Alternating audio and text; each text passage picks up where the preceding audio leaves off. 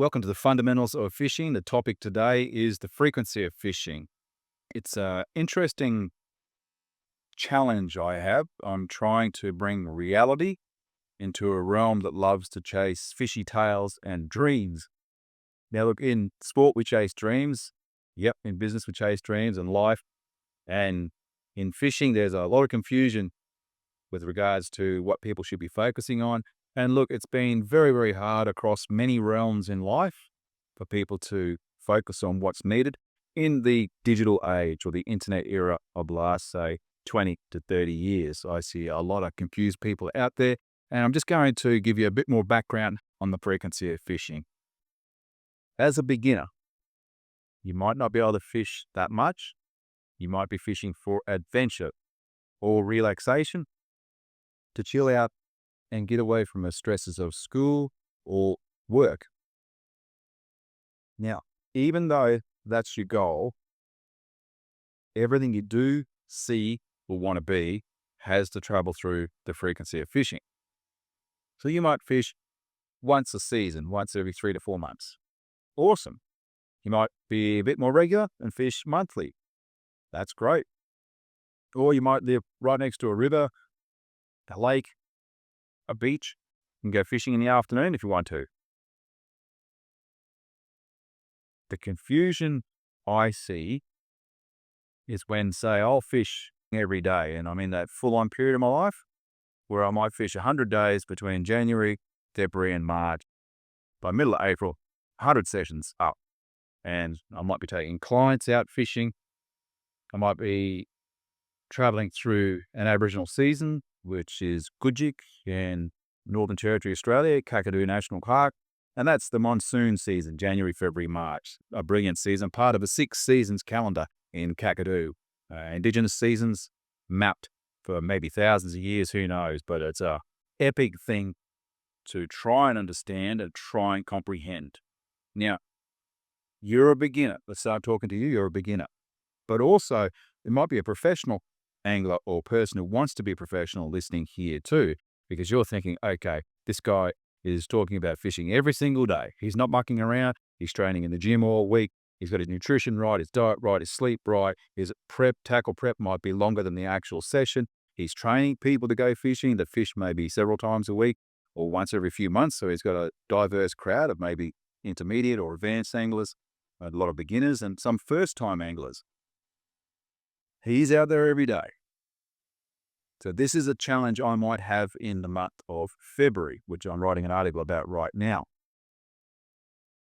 If we have a big monsoon season, like a cyclone turns up or a monsoon turns up and just dumps rain for over a week, might have culverts or bridges rise, water rise about a couple of meters underneath them, roads will be flooded. Thousands and thousands or hundreds of thousands of acres will be inundated, so floodplains that are dry in the dry season in winter or May, June, July, August, say.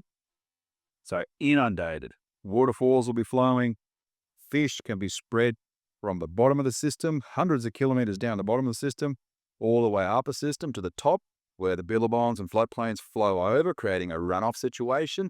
And then it might be up in the billabongs, so it might be fish up there, then up even further under the bridges, roads, culverts, then all the way up under a 1.8 billion year old, at times 300 meters high sandstone escarpment in Kakadu, say, Kakadu National Park, Northern Territory, Australia. And I'm talking about the fish species called barramundi. Now, to fish that as one person, I might be at a culvert, I might be at a bridge, I'll be looking at the weather the night before. As soon as I get up, I'm outside looking, look at the apps, make a decision on where to go. They might not be here where you can get to them on the ground. I might need a boat in a lake or billabong. They might not be there. I might need to go back around another hour and get into the top system with a boat.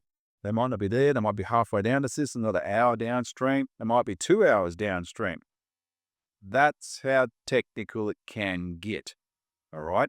Then I turn up. So I might fly interstate quickly and back, or turn up to a tackle shop anywhere. So anywhere in Australia, I turn up to a tackle shop. And tackle shop attendants usually fish more than the average person. And the person in front of you says, oh, the fish will be here. That person doesn't fish every day. They're flat out fishing monthly. They don't fish the fishery I'm on. They don't understand it. They don't study it. They don't guide. And they're telling me what to do and about the fishery. And I had this conversation today with Rod Harrison, who's riding and just threw some work my way. And I had a look at it and threw it back, and we bounced off each other because we're both riders. And but not many people do, and not many people want to educate in fishing. And I said, look, we were talking about the frequency of fishing. How am I going to get this logic across to people that just do not want to believe in logic? There are some that do, which is great. And they haven't been programmed in logic. So the person across the counter is going, oh, the fish will be here. And I look at this person thinking, oh man, how do I even have this conversation? The reason but there's a gap between the way I was talking, or I do talk, and the person in front of me, one of the biggest reasons is the frequency of fishing.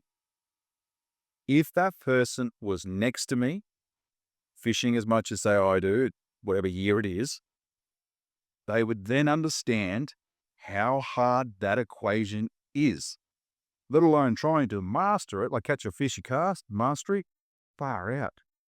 They're not here, they're not over there, they're not all around here an hour, they're not down there an hour, they're not down there 3 hours. It's like, you can't even check that in a day as one person. So that's the equation I have to solve every day for clients. The other person misses an entire month of tide phases, moons, and then goes fishing. See the difference in the data in a month. 30 sessions to, or 28 to 1, depending on what your monthly count is. Then go over season, 100 sessions to 3 or 4. Then go over years, thousands of sessions to a few, tens or hundreds. Then tens of thousands. There's a totally different career path, a different amount of knowledge, a different amount of understanding, but also a different amount of respect and appreciation for nature and how unbelievably hard that equation is. And don't forget what else happens when you do that much fishing. You have to look after the human body, and I mean really look after it. And if you're a tournament angler, like you've got a window before your physical and mental decline, and that's it. If you don't cash in, you might not be able to get back in the top 100, back in the top couple or win that tournament. That's it. So you have crucial windows. So when you get serious information, when you get information that can help you, get someone talking really, really clear, you need to utilize it now. You need to understand it and utilize it, because your career is going to be over before you know it. More people are going to come through. People are getting better and better, younger and younger now, and especially with the opening up of the internet. So you've got windows. Yes, the beginner back at the start, you might be thinking totally differently, and we all get into realms we love, well, because we love it, and because of maybe the adventure. My earliest memories are with 200-pound hand lines, casting 6-inch Nils Masters, or like little frogs to barramundi, or a meat on a hook, catching sooty grunter, black brim in Northern Territory, Australia. And those memories keep me going back today. Like, they are cemented and etched in my mind, and they are also linked to good mental health, relaxation, and the outback Australian lifestyle.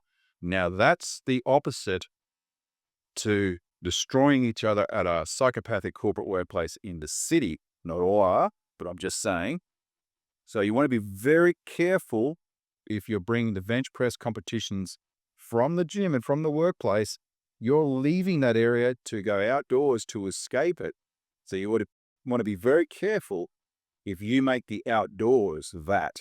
And that has probably been one of the biggest changes in fishing that I've seen over the last 2 decades. I think that's happened. And I think the internet has triggered it through insecurity and jealousy and people not really understanding who they are as a human. Okay, and they've used fishing to sort of butch up their resume a bit, or how they feel. And look, it is important for our mental health. I've taken many mental health tours and used fishing as a vehicle for it, and it's unbelievable.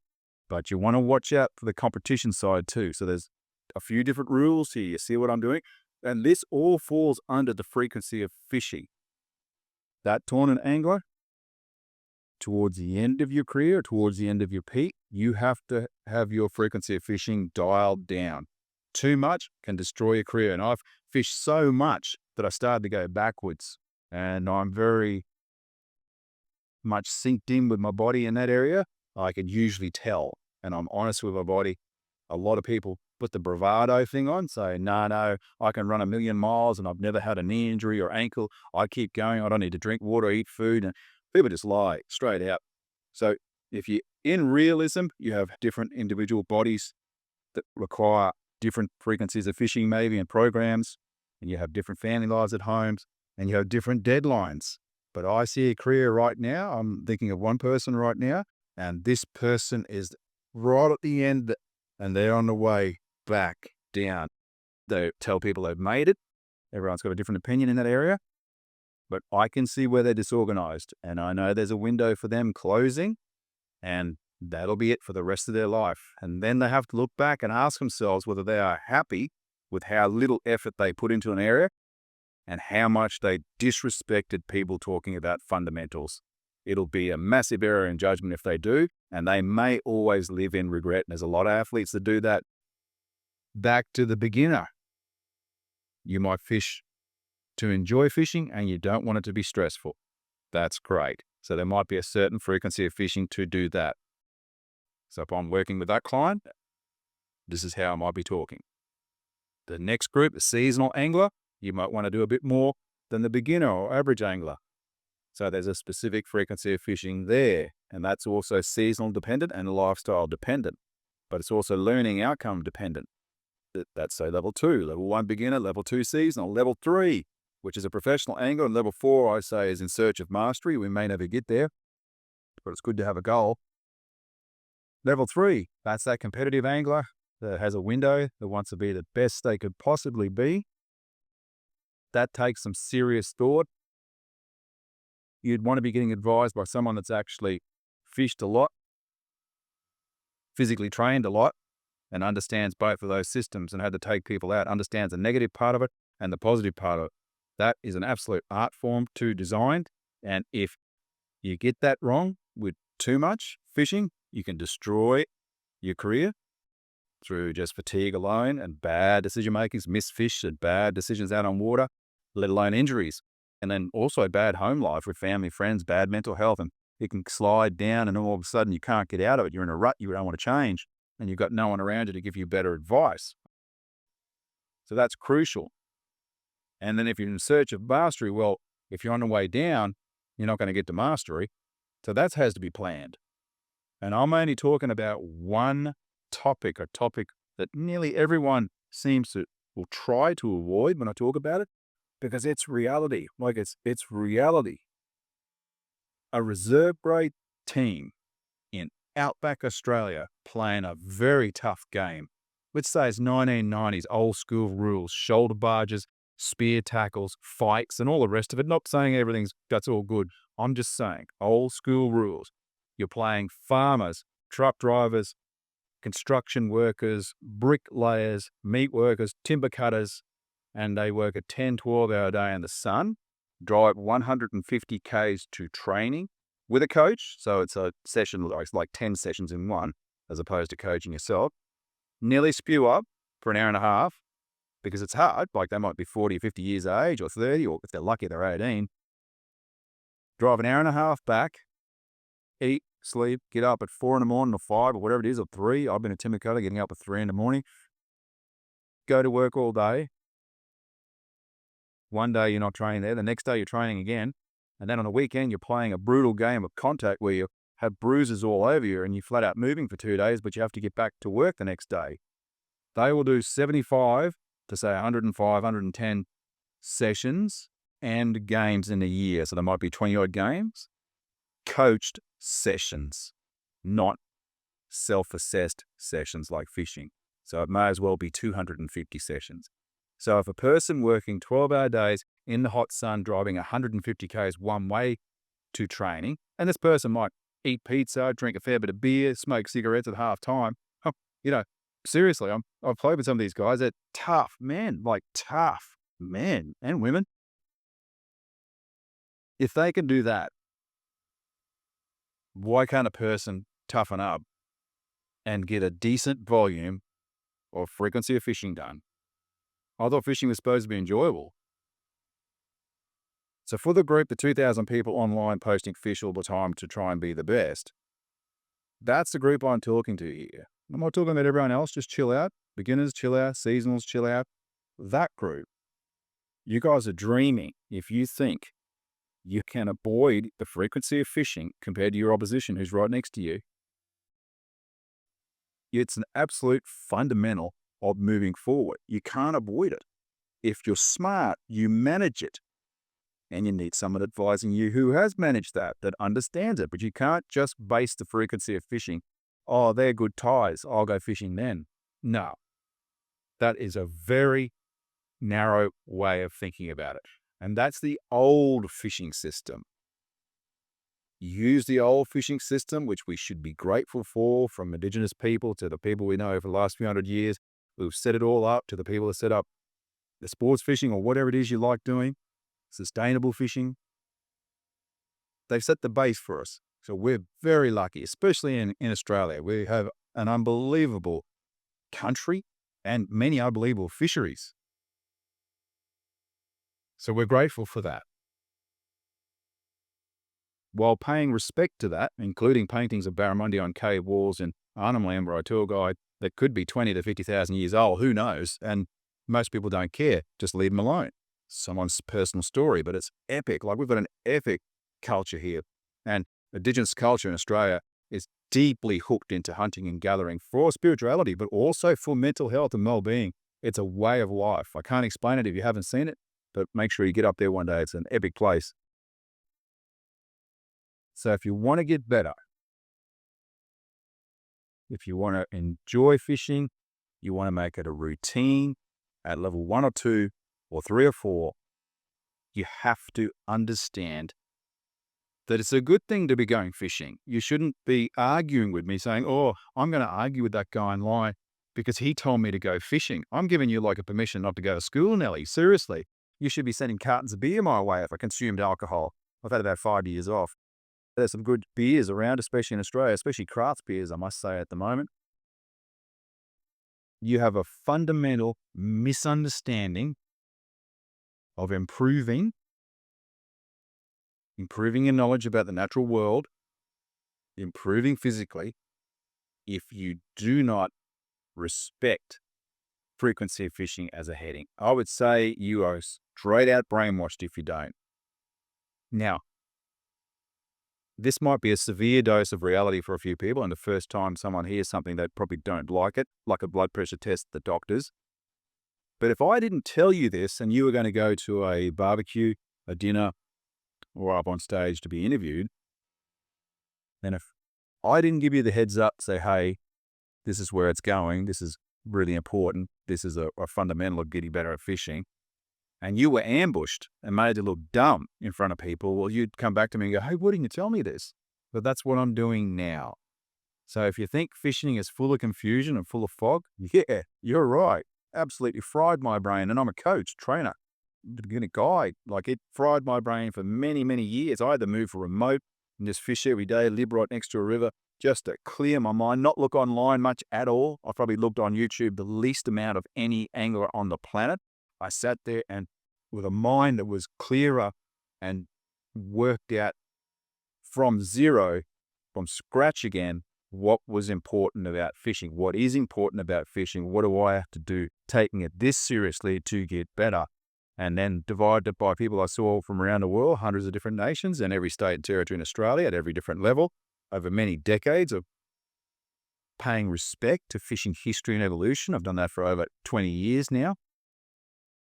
And it's time to start printing some of this, getting some of it out there. But at the moment, I feel like I'm going against the mainstream because the mainstream has not been brought up with this. It's just go fishing whenever, or map a tide. Yep, that is important in some areas, but there's missed a whole heap of other areas. And the problem for you is, look, I'll just be straight up here, is while you're confused about how to get better, you can be sold anything. Anything. Any lure, rod, reel, and any educational course. So if you want to get better, without doing, say, a 10 grand course with me, 8, 4 grand, $200 or $30 frequency of fishing presentation online. You want to get better without paying me a single cent. You need to focus on your frequency of fishing. So what? You're going to tell me you're going to get better not fishing? Oh, I'm not going to fish and I'm going to get better for a year. Oh, righto. Not fish, not train, not pick up a rod.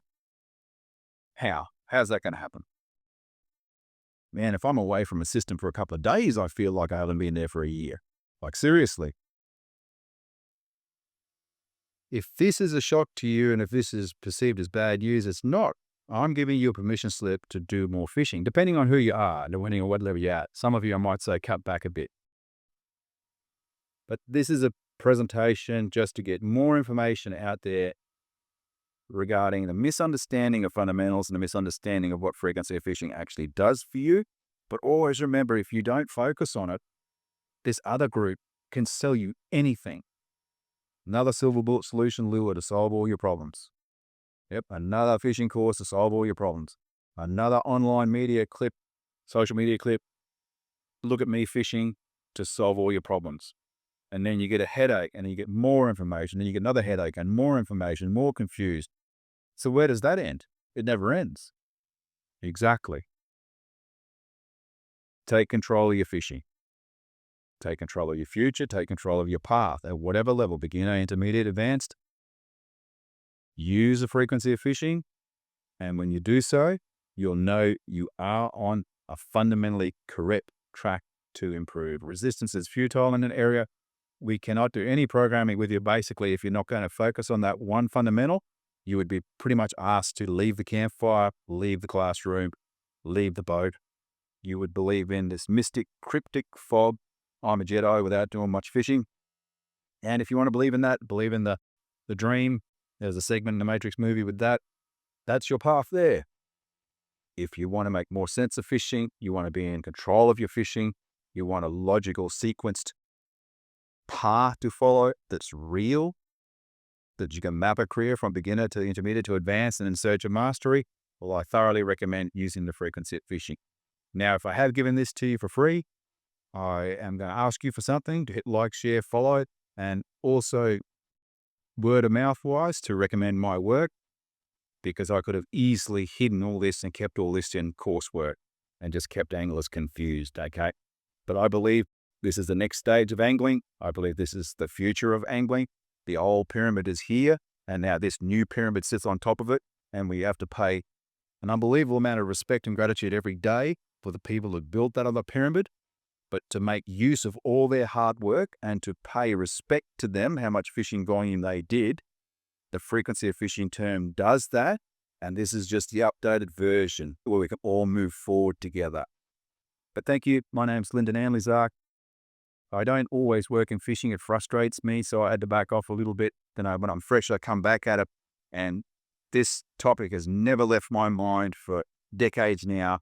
It is an absolute fundamental of fishing, whether you like it, believe it or not. It is here to stay. Your opposition will be using it. Other people will be mapping better and more efficient careers by using it. And if it does help you out, please put a positive comment in the comments section. Shoot me an email.